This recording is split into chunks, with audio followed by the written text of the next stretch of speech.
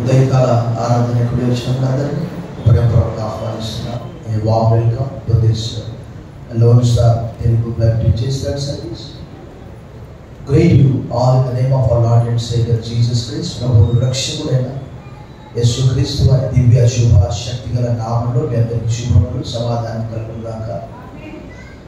ప్రభువుకి ప్రియులారా, మీ అందరూ క్షేమాన్ని తలస్తూ మీ అందరి కొరకు ప్రార్థిస్తున్నాము. మీకు ఇంకా ఏదైనా ప్రార్థన అవసరం ఉంటే మాకు తెలియజేయండి. ఖచ్చితంగా మా దిన సంఘ వ్యక్తిగత కుటుంబ ప్రార్థనలు ప్రార్థిస్తాం. లేఖన భాగం మనము చదువుకున్నాము. The scripture was read for us. జకర్యా గ్రంథము, ద బుక్ ఆఫ్ జకర్యా జకర్యా 4వ అధ్యాయము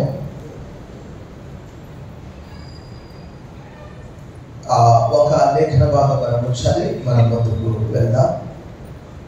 అందరం కలిసి 10వ వచనాన్ని మాత్రం మనం చదువుకుందాం. దానిలో Bibles with me to the book of Zechariah Zechariah chapter 4 4వ అధ్యాయం 10వ వచనాన్ని మనం చదివి కొంత సమయం మనం ధ్యానం చేశాం.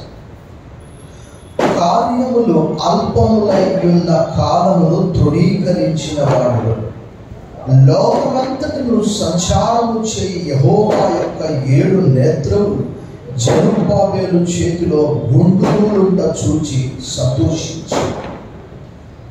ఈ పాత నిబంధనలోని గ్రంథాలను అర్థం చేసుకోవడానికి మనము క్రమబద్ధమైనటువంటి బైబిల్ పఠనం మనకెంతో అవసరమై ఉన్నది. జకర్యా అంటే అర్థం ఏంటంటే యెహోవా జ్ఞాపకము చేసుకొనెను అని అర్థం. సో చాలా తర్వాత ఈ హగ్గై, జకర్యా మరియు మలాకి గ్రంథాలు రాయబడ్డవి. కొంత అర్థం చేసుకోవడానికి మనకు కష్టంగా ఉన్నప్పటికీ నేను దాన్ని సింప్లిఫై చేసి చెప్తాను. వాడుక భాషలో సాధారణంగా చరిత్ర అంతా కూడా చెప్పకుండా మీకు కేవలం క్లుప్తంగా నేను తెలియజేస్తాను. 70 సంవత్సరాలు చెరకు వెళ్ళారు. దాదాపుగా క్రీస్తు పూర్వం 597 లేక 600 సంవత్సరంలో, క్రీస్తు పూర్వం అనగా పైనుంచి కిందికి అన్నమాట. సో బైబిల్ పీరియడ్ అలా మనకు చూపిస్తున్నది. 600 సంవత్సరంలో వారందరూ కూడా చెరకు కొనిపోబడ్డారు. 70 సంవత్సరాల చెర ప్రవచించబడ్డది. అదంతా ఇర్మియా గ్రంథంలో స్పష్టంగా రాయబడ్డది. అవన్నీ మనం ఇప్పుడు చదివితే మనకున్న 30 నిమిషాలు అవుతా సరిపోదు. తర్వాత ఆ 70 సంవత్సరాల నుంచి మనం కిందికి వస్తే, అది 600 నుంచి 70 సంవత్సరాల కిందికి వస్తే 530 ఆ ప్రాంతం. ఈ 3 పుస్తకాలు పోస్ట్ ఎగ్జిలిక్ అంటారు. అంటే చెర తర్వాత ఏవి అంటే హగ్గై, జకర్యా, మలాకి. మనం హగ్గైలో కూడా కళ్ళు మూసుకొని ఒక మాట చెప్పగలం. ఏంటది చెప్పండి? మందిరము పాడైపోయి ఉండగా మీరు స్థలంభి వేసినటువంటి ఇళ్లలో ఉంటున్నారు అని దేవుడు ఆరోపిస్తూ ఉన్నాడు. వారు చెర నుంచి వచ్చిన తర్వాత శేషిత ప్రజలు మాత్రమే వచ్చారు. మనకు తెలిసి ఇప్పుడు చాలా మంది భారతదేశం నుంచి వెళ్ళి ఆయా దేశాల్లో సెటిల్ అవుతున్నారు.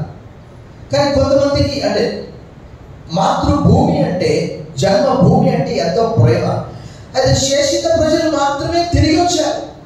కొద్దిమంది మాత్రమే. వారిలో కొంతమందికి ఆసక్తి తగ్గిపోయింది. ఏంటది? దేవాలయ పునర్నిర్మాణంలో. హగ్గై, జకర్యా వల్ల అదే చెప్తుంది. అయితే ఇక్కడ మరి ఏమంటున్నారంటే, ఆ సొలొమోను దేవాలయం నాశనము చేయబడ్డది గ్రంథంలో రాయబడ్డది. అదంతా మొత్తం ఇర్మియా గ్రంథంలో రాయబడ్డది. మొత్తం దేవుడు మంట పెట్టించి వారు చెప్తే విన్నందుకు ఆ దేవాలయం అంతా పడగొట్టి అందులో ఉన్న బంగారం అంతా తీసుకుపోయారు. అయితే ఇప్పుడు ఏంటి అని అంటే, దేవాలయం కొడుతుంటే కూడా ఏమంటున్నారంటే, మీకు అర్థం కావడానికి చూడండి. ఒకటి మీకు హగ్గై గ్రంథంలో ఒక మాట మీకు చూపిస్తాను చూడండి. హగ్గై గ్రంథం అంటే దానికంటే ముందు 2:9 చూడండి. 2:9 ఈ కడవరి మందిరం యొక్క మహిమ మునుపటి మందిరం యొక్క మహిమను మించునని సైన్యములకు అధిపతి యెహోవా సెలవించుచున్నాడు. ఈ స్థలమందు నేను సమాధానం నిలుపును అనుగ్రహించేదను, ఇదే సైన్యముల అధిపతి యెహోవా. అది ఏమంటున్నారంటే ఇది అంత పెద్ద ప్రామినెంట్ కాదు, అది చాలా గొప్పగా ఉండే అని అనుకుంటున్నారు. అక్కడ పునాది వేస్తున్నారు. ముగ్గురు వ్యక్తులు మనకు కనిపిస్తారు. జకర్యా ప్రవక్త, యెహోషువ యాజకుడు, జెరుబ్బాబెలు నాయకుడు. గమనించండి, ఇక్కడ ముగ్గురు పేర్లు ఉన్నాయి. జకర్యా ప్రవక్త, ఆయన హతసాక్షి అయిపోయాడు. యేసు ప్రభువు వారు ఆ విషయాన్ని మనకు మత్తయి సువార్త 23వ అధ్యాయంలో చూపించాడు. చూడండి, మత్తయి సువార్త 23లో ఆయన హతసాక్షి అయిపోయినట్లు మనకు తెలియజేస్తున్నాడు. 23:35 చూడండి. నీతిమంతుడైన హేబెలు రక్తం మొదలుకొని బలిపీఠమునకును దేవాలయమునకును మధ్య మీరు చంపిన బరకీయ కుమారుడకు జకర్యా రక్తం వరకు భూమి మీద చిందింపబడిన నీతిమంతుల రక్తం అంతా మీ మీదికి. సో ఈయన హతసాక్షి కాబడ్డాడు అన్నమాట. అయితే ఈయన మరి ఎన్నో ఎహెజ్కేలు, దానియేలు ప్రకటనలో ఉన్నటువంటి దర్శనాల్లాగా దేవుడు ఈయనకు ఎన్నో దర్శనాలు ఇచ్చాడు. విషయం ఏంటంటే ఈ కట్టబోయే దేవాలయం అంత మహిమ కలిగినటువంటిది కాదు అని కొంతమంది ఏం చేస్తున్నారు, ముందుకు రావట్లేదు, వచ్చినా చాలా తక్కువగా స్పందిస్తున్నారు. అప్పుడు అక్కడ రాయబడినటువంటి విషయం ఏంటంటే దేవుడు అంటున్నాడు, ఏమని చెప్తున్నాడు అంటే, దీనికి మనం ఒక టైటిల్ పెట్టుకోవచ్చు కేవలం 10 వచనానికి. ఏంటంటే ఎంకరేజ్మెంట్ ఫర్ ద డిప్రెస్డ్.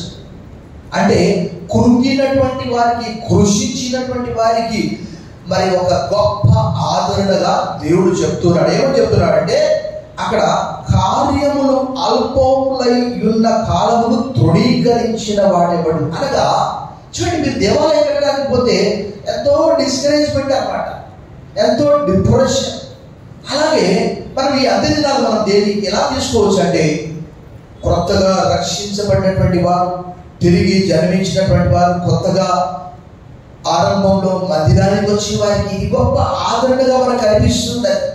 మనం జాగ్రత్తగా పరిశీలిస్తే దైవవాక్యాన్ని, ఎప్పుడైతే మనం వాక్యం విన్నామో, దేవుని వాక్యం గురించి బైబిల్ ఏమని తెలియజేస్తున్నది?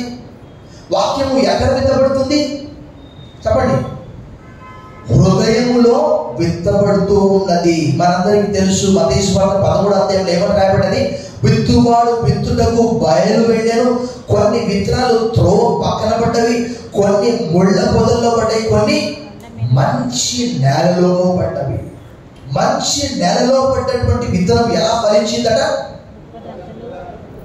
30, 60, 100. అలాగే తిరిగి జన్మించినటువంటి వారు, అనగా కొత్తగా రక్షించబడినటువంటి వారిని చూసి అపవాది ఏమంటాడు తెలుసా? పడిపోతావు పోయా. నన్ను కూడా అపవాది ఆరంభంలో చాలా శోధించాడు. 27 సంవత్సరాల క్రితం బాప్తిజం తీసుకున్నాను. ఇంకా చూసుకో, బాప్తిజం తీసుకున్నప్పటి నుంచి నాకు శోధన స్టార్ట్ అయింది. మనందరికీ తెలుసు, యేసు ప్రభువు వారు కూడా బాప్తిజం తీసుకున్న వెంటనే అపవాది ఏం చేశాడు? శోధించాడు. కానీ ఇక్కడ దేవుడు, God is worrying about the least. కార్యములు అల్పములు అంటే నూతనంగా రక్షించబడినటువంటి వారు ఎలా బలం పొందాలి అంటే, దైవ వాక్యము చేత, ప్రార్థన చేత బలం పొందాలి. ఎందుకంటే దేవుడి వాక్యం ఏమో తెలియజేస్తున్నది? శక్తి చేత కాదు, బలము చేత కాదు. ఎలాట? నా ఆత్మ ద్వారా ఈ కార్యాన్ని జరిగిస్తాను. మీరు వాక్యం బాగా నేర్చుకోవాలి. అక్కడ ఒక అధ్యాయం, ఇక్కడ ఒక అధ్యాయం చదివితే మనం ఏం నేర్చుకుంటాం? ఎప్పుడో ఒకసారి మందిరానికి వస్తే ఏం నేర్చుకుంటాం? ఎప్పుడో ఒకసారి ప్రార్థన చేస్తే ప్రార్థన ఫ్లో ఎలా వస్తుంది? క్రమంగా శిష్యులు ఆ రోజు యేసుక్రీస్తు కూడా 3.5 సంవత్సరాల నుండి వారు మనం అడిగారు. ఏమడిగారు తెలుసా? Lord increase our faith. మా విశ్వాసమును వృద్ధి పొందించమని అడిగారు. యేసు ప్రభువు విశ్వాసం గురించి ఏం చెప్పాడు? విశ్వాసం దేనికి పోల్చబడ్డది? ఆవగించకు పోల్చబడ్డది. ప్రభు అన్నాడు మత్తయి సువార్త 17వ అధ్యాయం 21వ వచనంలో, మీకు ఆవగించేంత విశ్వాసం ఉంటే చాలు. ఈ కొండ ఎత్తి సముద్రంలో పడవేయబడాలంటే పారవేయబడుతుందట. ప్రభు అన్నాడు, మీకు అసాధ్యమైనది ఏది. కాబట్టి వీక్ బిలీవర్స్, బలహీనమైనటువంటి వారికి దేవుని వాక్యం ఏమని తెలియజేస్తుందంటే, చూడండి, పేతురు రాసిన 2వ పత్రికలో పేతురు విశ్వాసులను ఉద్దేశించి ఇలా రాస్తూ ఉన్నాడు. పేతురు రాసిన 2వ పత్రిక 3వ అధ్యాయము 18వ వచనంలో చూడండి, మన ప్రభువును రక్షకుడు అయిన యేసుక్రీస్తు అనుగ్రహించు కృపయందును జ్ఞానవంతును అభివృద్ధి. దేంట్లో అంట? క్రీస్తు అనుగ్రహించే కృపయందు జ్ఞానవంతు. ఎప్పుడు వస్తుంది జ్ఞానము? డైలీ ఒక్క వచనం చదువుకుంటే వస్తుందా? డైలీ ఒక 1 minute దేవానికి స్తోత్రం, హల్లెలూయా హల్లెలూయా. ఇప్పుడు నేను బయటికి వెళ్తుండగా సహాయం చేయండి, యేసు నామములో ప్రార్థిస్తున్నాం తండ్రి. ఆయన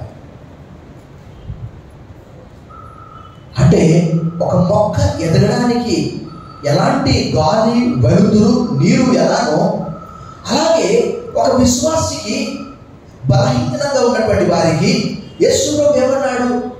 ఆవగింజ చాలా చిన్నది, కానీ ఆ చెట్టు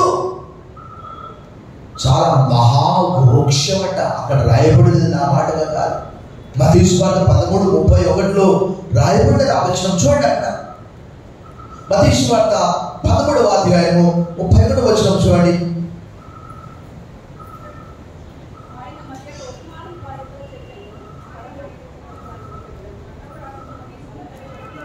ఆవగింజను పోలినది, అది విత్తనములన్నిట్లో చిన్నదే, కానీ పెరిగినప్పుడు కూర మొక్కలన్నిటిలో పెద్దదై ఆకాశ పక్షులు వచ్చి దాని కొమ్మలేదు. ఒక చిన్న ఉదాహరణ నేను మీకు తెలియజేస్తాను. ఒక అద్భుతమైనటువంటి ఉదాహరణ ఏంటి తెలుసా? ఎప్పుడైనా మీరు సెయింట్ ప్యాట్రిక్ అనే పేరు విన్నారా? ఎంతో మంది క్రైస్తవులు ప్యాట్రిక్ అని పేరు పెట్టుకుంటూ ఉంటారు. ఆ వ్యక్తి ఒక దినము పందులు కాస్తూ ఉన్నాడు. ఎక్కడ తెలుసా? ఐర్లాండ్లో. అతనిది స్కాట్లాండ్. జాగ్రత్తగా వినండి, ఇది జరిగినటువంటిది క్రీస్తు శకం 420లో. ఐర్లాండ్ అనేది ఏంటి అని అంటే ఒక ద్వీపం. జాగ్రత్తగా వినండి. పందులు మేపుతూ ఉన్నాడు. పందుల దగ్గర ఉండి ప్రార్థన చేస్తూ ఉన్నాడు. తల్లిదండ్రులు చెప్తే వెళ్ళే, స్కాట్లాండ్ చెప్తే వినరా అంటే వెళ్ళే. అది ఏం చేశారంటే, కొంతమంది పైరేట్స్ అంటే సముద్రపు దొంగలు అతని దొంగిలించి ఐర్లాండ్లో అమ్మేశారు. యోసేపు 20 వెళ్ళినాక అతను ఒక చిన్న ప్రార్థన చేశాడు. ఏమని చేశాడు తెలుసా? జాగ్రత్తగా వినండి, ఎప్పుడైనా మీకు కూడా అవసరం వస్తుంది. ప్రార్థన చేశాడు, దేవా, ఈ బానిసత్వం నుండి నన్ను విడిపిస్తే నేను నీకు సేవ చేస్తాను. బిగ్గరగా చప్పట్లు కొట్టి ప్రభువును భయపరచాడు. ఏదో ఒకలాగా తప్పించుకొని స్కాట్లాండ్ వెళ్ళాడు. అక్కడి నుంచి ఫ్రాన్స్కు వెళ్ళాడు. వెళ్ళి 5 చదువులేదనుకో 5 సంవత్సరాలు కష్టపడి చదువుకొని దేవుని వాక్యం నేర్చుకొని ఒక దినం మరలా ఐర్లాండ్కి వచ్చాడు. మరలా బిగ్గరగా చప్పట్లు కొట్టండి. ఏం చేశాడు తెలుసా? మీరు ఆశ్చర్యపోతారు. పెద్ద డమరుగా, డంక అంటారా ఏమంటారు, పెద్దది కొట్టడం ప్రారంభించాడు. అందరూ ప్రోగయ్యారు. ఎవరెదరని సువార్త చెప్పడము ప్రారంభించాడు. ఆ ఐర్లాండ్ అంతా కూడా ఈరోజు అనేక మంది క్రైస్తవులుగా ఉన్నారు. తర్వాత ఆయనకున్నటువంటి పేరేంటి తెలుసా? Father of the mounts. ఆ దినాల్లో సన్యాస ఆశ్రమాలు ఉండేవి. ఆడవాళ్ళకి నన్స్ అని, మగవాళ్ళకి మౌంట్స్ అని మొనాస్ట్రీస్ ఉండేవి. అనేకమైనటువంటి సన్యాసి ఆశ్రమాలు పెట్టి he became the father of mounts. ఆయన అనేక మంది సన్యాసులకు తండ్రిగా ఉన్నాడు. అదే రీతిగా అపోస్టల్ ఆఫ్ ది ఐర్లాండ్ అనే మాట కూడా ఆయనకు పెట్టబడినది. ఆ ఐర్లాండ్ గారు ఎవరట? అపోస్తలుడంట. మరలా బిగ్గరగా చెప్పడం బట్టి ప్రభు బయటపరచండి బిగ్గరగా. ఆయన ఆ సన్యాస ఆశ్రమాన్ని ప్రారంభించి అందులో అనేక మంది తరబేతి ఇచ్చి అనేక మందిని ఆయా దేశాలకు మిషనరీలుగా పంపించి అనేక మందిని వైద్యులుగా సిద్ధపరిచి ఆయా ప్రాంతాల్లో బలహీనంగా ఉన్నటువంటి వారిని బీదలను అనేక మందిని దర్శించి సువార్త చెప్పడం, వైద్యము, మిషనరీ పరిచర్య. చూసారా? తెలుసుకోండి, మీరు గూగుల్లో కొట్టించుకోండి saint Patrick, who is saint Patrick అని కొట్టండి, మీకు తెలుస్తుంది. ఆయన దీర్ఘకాలము 100 సంవత్సరాలు బ్రతికి దేవుని మయంపరిచి చనిపోయాడు. మరలా బిగ్గరగా చెప్పండి కొట్టండి. ఇప్పుడు చెప్పండి, సెయింట్ ప్యాట్రిక్ ఎవరు? ఒక పందులు మేపుకునే ఒక బానిస. ఎంత గొప్ప విషయం కదా! దేవుడు ఎలాంటి గొప్ప అద్భుతాలు చేస్తాడు కదా! పౌలు గారు, పేతురు గారు, శిష్యులు కూడా, వారందరూ కూడా ఆరంభంలో వారు కూడా విశ్వాసంలో ఎదిగినటువంటి వారే. ఆ పేతురు ఏం చేశాడు? ఒక చిన్న పాపం వచ్చి ఏమన్నది? నీ పలుకు నిన్ను గురించి సాక్ష్యం, నీవు గలిలయుడవు కాదా అని అంటే ఏమన్నాడు ఆయన? ఒట్టు పెట్టుకొని శపించుకొని తెలియదని రకరకాలుగా చెప్తే యేసుప్రభు వారు పేతురు వైపు చూసి ఏమన్నాడు? పేతురు, నేను చెప్పాను,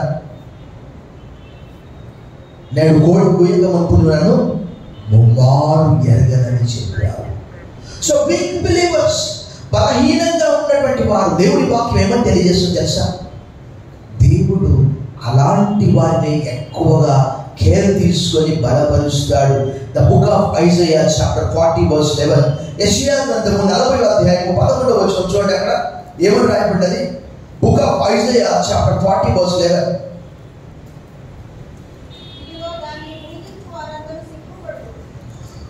గొర్రెల కాపరి వలె ఆయన తన మందను తన బాహువుతో గొర్రె పిల్లలను కూర్చి రొమ్మున ఆనించుకొని పాలించు వాటిని ఆయన. మన వెంట వృద్ధులను తీసుకొని వచ్చినప్పుడు వారిని ఎలా నడిపిస్తారు? ఈడ్చుకొని పోతామా? చిన్నపిల్లలను నడిపించినప్పుడు God cares for the weak. నేను కూడా ఒక చిన్న ఉదాహరణ చెప్తాను. బాప్తిజం తీసుకున్నాను, బైబిల్ ఇన్స్టిట్యూట్కి వెళ్ళడానికి సిద్ధంగా ఉన్నాను. నన్ను గ్రామ పెద్దలందరూ పిలుస్తూ ఉన్నారు. నేను ఏం చెప్పాలో నాకు తెలియదు, కానీ దేవుని వాక్యం ఏమని తెలియజేస్తుంది? మీరు ఏం మాట్లాడాలో మీకు తెలియదు. మీలో ఉన్నటువంటి ఆ పరిశుద్ధాత్మ దేవుడు. చూడండి ఒకసారి మత్తయి సువార్త 10వ అధ్యాయం, మత్తయి సువార్త 24వ అధ్యాయంలో ప్రభువు ఏం చెప్పాడు చూడండి. మత్తయి సువార్తలో రాయబడినటువంటిది చూడండి. 10వ అధ్యాయం 19వ వచనం చూడండి. వారు మిమ్మల్ని అప్పగించినప్పుడు, అంటే పై భాగంలో, నా నిమిత్తం మీరు అధిపతుల యొద్దకు తేబడు. వారు మిమ్మల్ని అప్పగించినప్పుడు ఎలాగో మాట్లాడదు, ఏమి చెప్పుదని మీరు ఏమి చెప్పవలనో అది ఆ గడియలోనే. బైబిల్లో ఉదాహరణకి తిమోతి ఉన్నాడు. తిమోతి స్వతహాగా చాలా పిరికివాడు, భయస్థుడు. పౌలుని బలపరుస్తున్నాడు. ఏమని తెలుసా? ఓ తిమోతికి రాసిన 2వ పత్రిక 1వ అధ్యాయం 7వ వచనంలో, దేవుడు మనకు శక్తియు ప్రేమయు ఇంద్రియ నిగ్రహం గల ఆత్మనే ఇచ్చింది, కానీ పిరికిదనం గల ఆత్మను.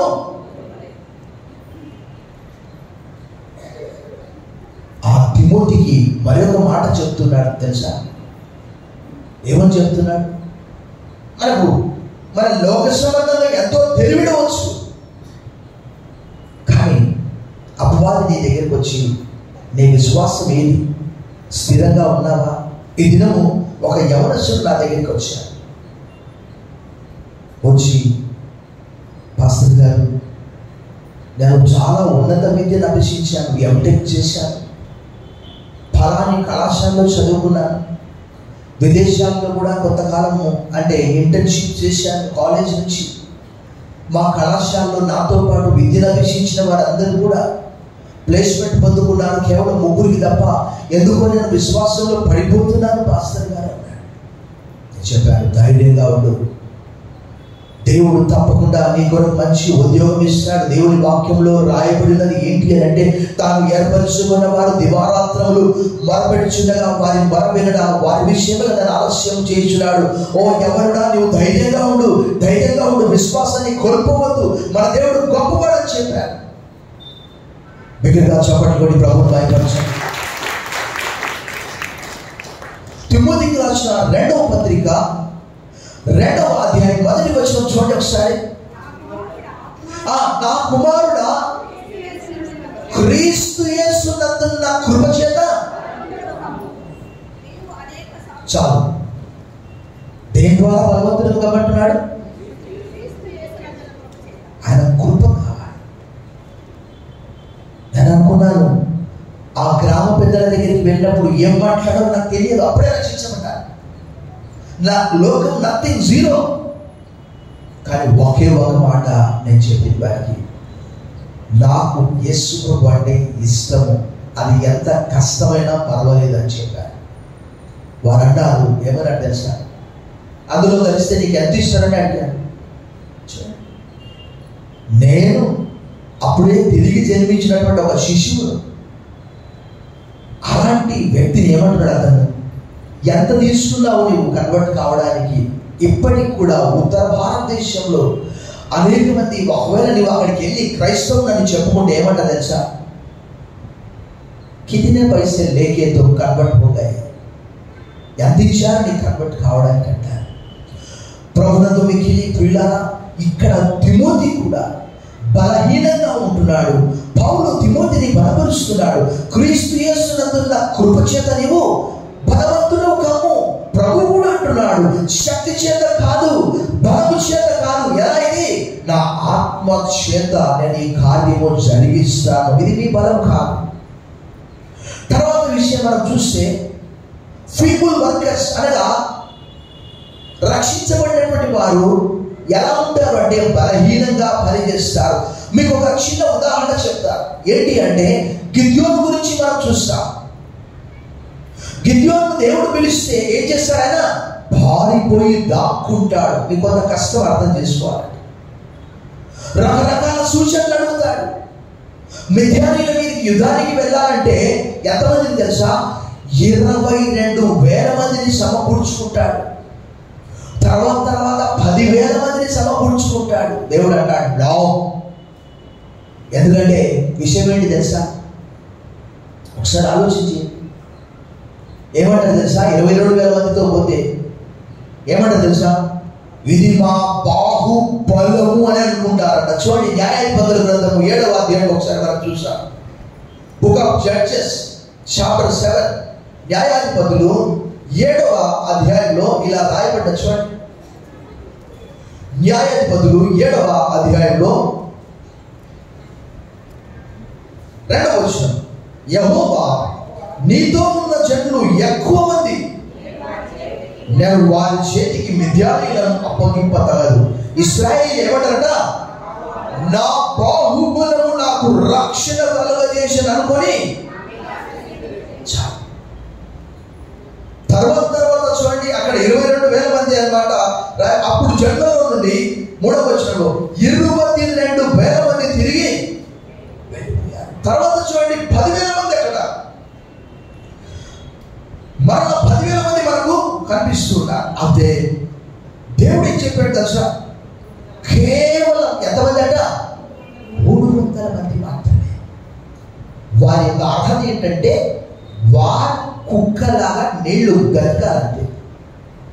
ఇక్కడ రాయబడ్డ ప్రభునందు మిక్కిలి ప్రియులారా, పేతురు ఒక చిన్న బాలికను చూసి భయపడ్డాడు. నీ పలుకు, నీ స్వరము నిన్ను గూర్చి సాక్ష్యం ఇస్తుందంటే ప్రభువును ఎరగనని ముమ్మారు అన్నాడు. కానీ వారు ఏం చేశారు తెలుసా? దేవుని వాక్యం ఏమని రాయబడదు? భూమిని ఆకాశాన్ని తలక్రిందులు చేసినటువంటి వారు ఇక్కడికి కూడా ఒక వచ్చి ఉన్నారు అని అపోస్తలుల గురించి రాయబడ్డది. అపోస్తలుల కార్యం 17:6. బిగ్గరగా చెప్పండి కూడా, ప్రభువు భయపరచండి. ప్రపంచవ్యాప్తంగా ఒక ప్యాట్రిక్ కావచ్చు, ఒక పౌలు కావచ్చు, ఒక పేతురు కావచ్చు, ఒక తిమోతి కావచ్చు. నేను కూడా ఒక గ్రామంలో విగ్రహారాధన చేస్తున్నాను. నాకు ఈ ప్రపంచ దేశాల చరిత్ర, ఐర్లాండ్ తెలియదు, ఫ్రాన్స్ తెలియదు, ఇంగ్లాండ్ ఏది తెలియదు. ఉంటాయి అక్కడ అంతే, వాటి చరిత్ర నాకు అనవసరం. కానీ ఒక్కసారి వాక్యము చదివానా, బైబిల్ సంబంధమైన ట్రైనింగ్కు వెళ్ళానా, నాలో నాకు తెలియకుండానే దేవుడు గొప్ప ధైర్యం ఇచ్చాడు. ప్రభునందు మిగిలి పిల్లారా, దేవుని వాక్యము తెలియజేస్తున్నది చాలా స్పష్టంగా. ఆయన కృప, ఆయన జ్ఞానంలో ఏం కావాలట, ఎదుగాలట. రక్షించబడినటువంటి మనము ఏం చేయాలి, ఇతరులకు చెప్పగలగాలి. ఆ గిద్యోను మొట్టమొదటిగా భయపడ్డాడు, చాలా దూరం వెళ్ళిపోయి దాక్కున్నాడు. మోషే కూడా ఏమన్నాడు, నేను నోటి మాంద్యము కలిగినటువంటి వాడిని అన్నాడు. తర్వాత ఎంతమంది నడిపించాడు, 6 లక్షల మంది నడిపించాడు దేవుడే. మోషే అన్నాడు, ప్రభువా నాతో కూడా వస్తే సరిపోయా, లేదంటే నేను ఈ ప్రజలు నడిపించలేను అని. నిర్గమకాండంలో అంటే అప్పుడు మనందరికీ తెలుసు ఆయన ఎంత గొప్ప నాయకుడు. ఈ దినము, ఈ అంత్య దినాల్లో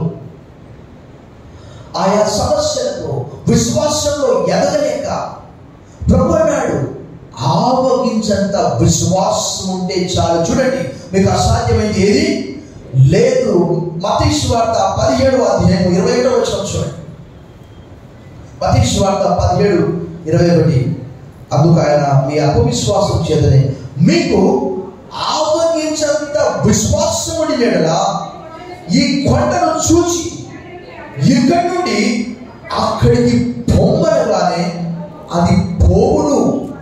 మీకు అసాధ్యమైనది ఏదియో నిశ్చయంగా మీతో చెప్పుచున్నానని వారితో. దేవుడు మానవులకు ఎంతో జ్ఞానం ఇచ్చాడు, ధైర్యం ఇచ్చాడు.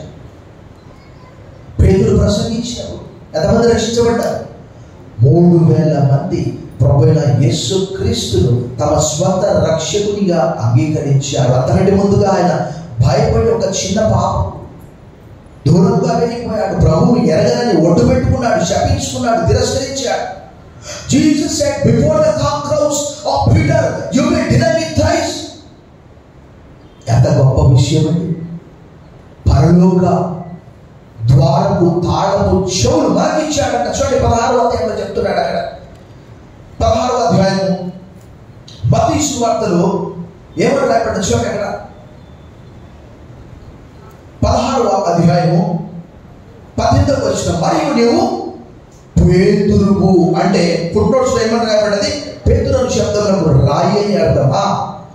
ఈ బండ మీద 16:18 నా సంఘమును కట్టుదును, పాతాళలోక ద్వారములు దాని ఎదుట నిలువనివ్వని నీతో ఆ పరలోక రాజ్యం యొక్క చాలు ఆ తాళపు చేతులను నీకు ఇస్తానంటున్నాడు. ఇది మనుషుల వలన వచ్చే బలం కాదు, జ్ఞానం కాదు, శక్తి కాదు.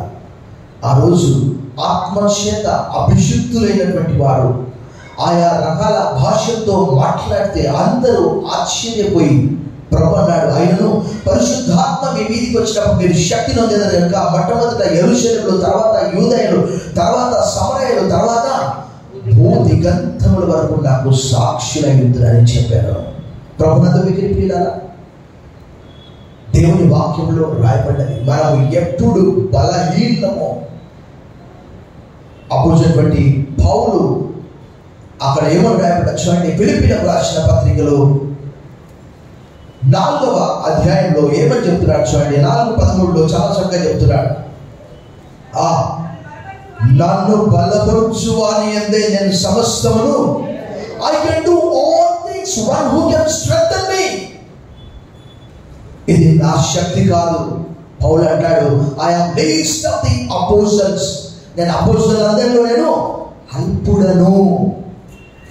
ఆయన నాకు అనుగ్రహించినటువంటి కృప నిష్ఫలము కాలేదు. నేను ఏమై ఉన్నానో అది ఆయన యొక్క కృప అని కొరింథీయులకు రాసిన మొదటి పత్రిక 15:9-10 చెప్తాడు. చివరిగా కొరింథీయులకు రాసిన 2వ పత్రికలో అక్కడ పౌలు యొక్క బలహీనతల్లో చూడండి, అక్కడ ఏం మాట్లాడుతున్నాడు. కొరింథీయులకు రాసిన 2వ పత్రిక 11వ అధ్యాయంలో చూడండి 10వ వచనం.